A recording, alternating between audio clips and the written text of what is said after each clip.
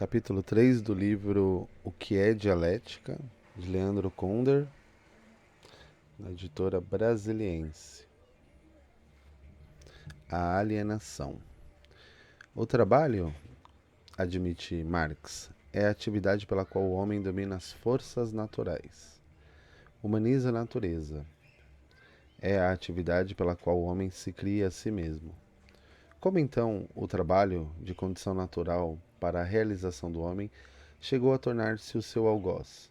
Como ele chegou a se transformar em uma atividade que é sofrimento, uma força que é impotência, uma procriação que é castração?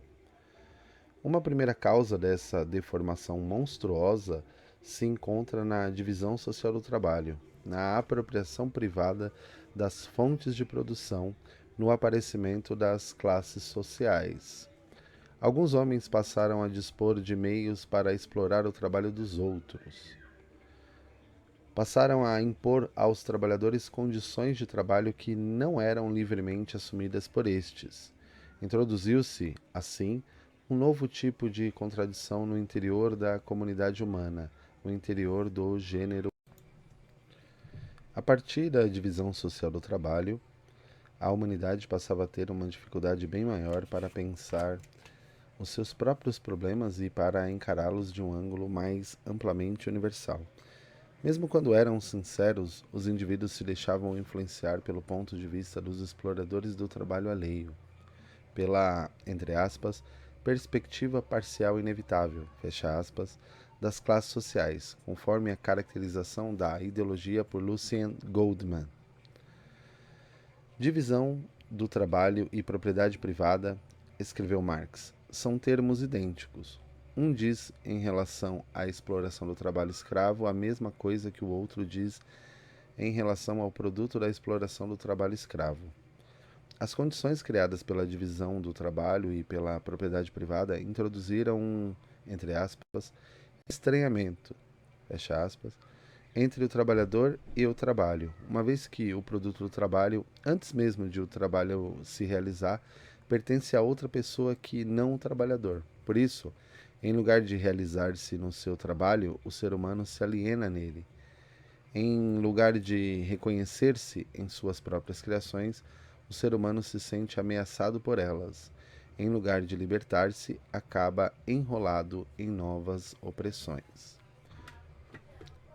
O vigor e a coerência da argumentação de Marx concordam com o ponto de vista dele. O padre Henri Chamblay, por exemplo, admitiu que, partindo da concepção do homem como um ser que cria através do trabalho, não se pode negar a validade à crítica de Marx à propriedade privada. Entre aspas, se o homem fosse apenas atividade criadora e produtora de si mesmo e do mundo que o cerca, é certo que toda apropriação privada seria fonte de violência e dominação do homem sobre o homem. Fecha aspas. Para um cristão como Chambre, a ideia de que o homem se faz a si mesmo e humaniza o mundo pelo trabalho sacrifica a espiritualidade do ser humano e o rebaixa à condição animal. Além de ser uma manifestação de autossuficiência, um pecado de orgulho. Mas os marxistas têm boas razões para replicar que, na medida em que rejeitam a dialética, os cristãos se privam de um instrumento eficientíssimo na análise dos problemas humanos, perdem boas possibilidades de agir com eficácia no plano político e acabam desperdiçando energias na retórica dos bons conselhos, na pregação moralista e em projetos ingênuos, entre parênteses e aspas, idealistas, fecha parênteses, fecha aspas, de reformas dos costumes e das, entre aspas, mentalidades. Os marxistas acham que a única maneira de superar a divisão da sociedade em classes é dar início a um processo de desalienação do trabalho e levar em conta a realidade da luta de classes para promover a revolução socialista. Marx não inventou a luta de classes, limitou-se a reconhecer que ela existia e procurou extrair as consequências da sua existência. Antes de Marx, diversos autores já tinham enxergado a questão. James Madison, ex-presidente dos Estados Unidos, escreveu, por exemplo, em 1787, abre aspas, proprietários e não proprietários sempre formaram interesses diversos dentro da sociedade. Marx, porém, foi mais longe do que Madison. Com a ajuda de Friedrich Engels, 1820 a 1895, Marx reexaminou a história social da humanidade e concluiu, em 1848, no Manifesto Comunista, que toda a história transcorrida até então tinha sido uma história da luta de classes. Examinando o modo de produção capitalista, em seu livro O Capital, Marx notou que com ele se criou uma situação política nova, sem precedentes, na história das lutas de classes. O capitalismo é como aquele aprendiz de feiticeiro que colocou em movimento forças que, em seguida, escaparam ao seu controle. Com o capitalismo, desenvolveu-se notadamente a tecnologia, as forças produtivas tiveram um crescimento excepcional e o capitalismo vem tendo dificuldades cada vez maiores para aproveitá-las. A competição desenfreada dos capitalistas uns com os outros em torno da busca do maior lucro acarreta um grave desperdício de recursos. Na competição, os empresários mais poderosos vão impondo a lei deles.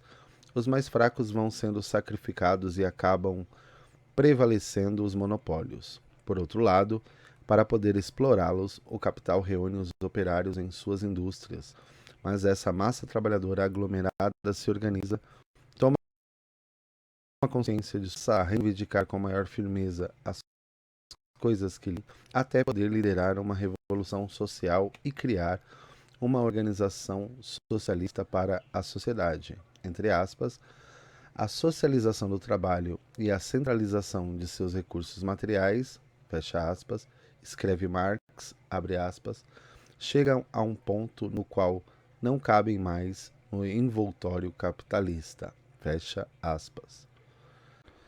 Nunca tinha sido criado na história da humanidade, antes do capitalismo, uma situação como essa. Pela primeira vez, existe uma classe social, o proletariado moderno, que não lidera um movimento destinado a substituir um modo de produção baseado numa forma de propriedade privada por outro modo de produção baseado em outra forma de propriedade privada.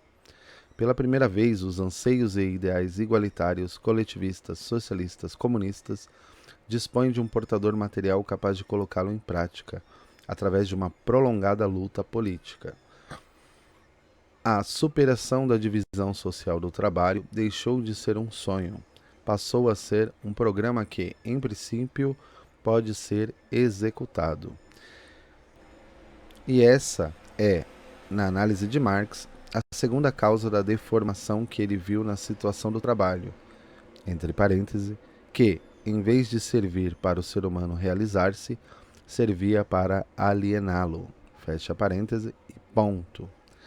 Se a primeira causa da, entre aspas, anomalia, fecha aspas, era antiga, a propriedade privada, a existência das classes sociais, a segunda, mais recente, estava no agravamento da exploração do trabalho sob o capitalismo. O mercado capitalista vive em permanente expansão.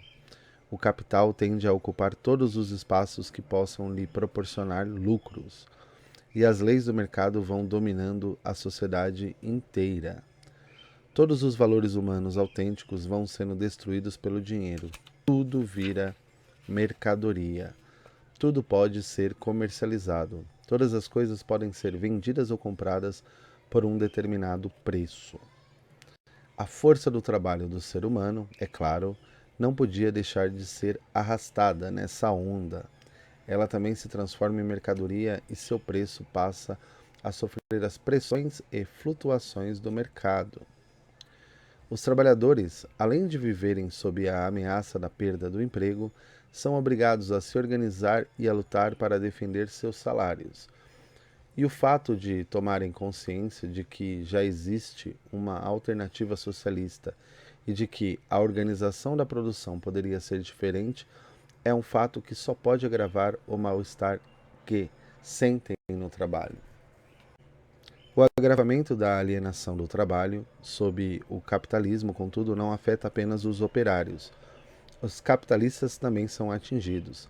A mesma busca desenfreada do lucro, que leva o capitalista a explorar o trabalho do operário, leva-o também a procurar tirar vantagem de suas relações competitivas com os outros capitalistas. Por isso, o mercado, que funciona em proveito da burguesia como classe, é sempre uma realidade incerta, inquietante e às vezes ameaçadora para os burgueses individualmente considerados.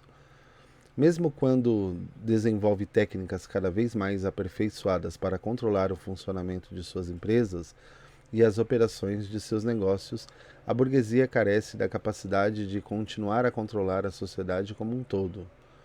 Como classe, na atual etapa histórica, ela não consegue elevar seu ponto de vista a uma perspectiva totalizante. Fim das páginas 29 a 34. Livro O que é Dialética, de Leandro Conder, editora Brasiliense.